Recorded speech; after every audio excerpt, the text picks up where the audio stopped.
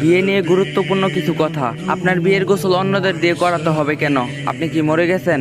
গোসলের পর মেয়েকে কোলে করে আনতে হবে কেন? কেন তার কি পাও নাই? বর মুখে রুমাল দিবে কেন? তার কি লজ্জা বেশি? পুরুষ হয়ে এত লজ্জা আপনাকে বিয়ে করতে কে বলেছে? বরকে হাত ধোয়াতে হবে কেন? সে কি নিজের হাত ধুয়ে কখনো খায়নি, নাকি তার হাত প্রালায়? বিয়ে শাদিতে ছেলেকেই দিতে হবে, সেই দিতে হবে কেন? আর আপনারা ছেলের বউকে পালতে না পারলে ছেলেকে বিয়ে দিয়েছেন কেন? নাকি ছেলেকে বিক্রি করেছেন? আর বিক্রি করা ছেলে তো বউয়ের কথা শুনবেই, এটাই তো যৌতুক। মেয়েকে বিয়ের দিন এত মেকআপ করতে হবে কেন? তার মুখে কি ঠাডা পড়েছে? নতুন বউকে পুরুষ কোলে নিবে কেন?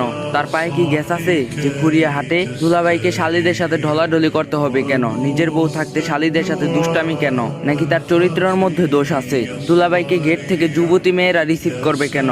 বাড়ির ছেলেরা কি সব হিজড়া? এই আনাচারগুলো আর কারো নয়, আমাদের দিয়ে তৈরি করা। আমরা এর নাম দিয়েছি সামাজিক রাতি। তো গাইস, হয়তো বা কথাগুলো শুনতে আপনাদের খারাপ লেগেছে, কিন্তু কিছু করার নাই, এটাই বাস্তব। আর যদি ভিডিওটা ভালো লাগে বেশি বেশি কপলিং আর শেয়ার করে দিবেন।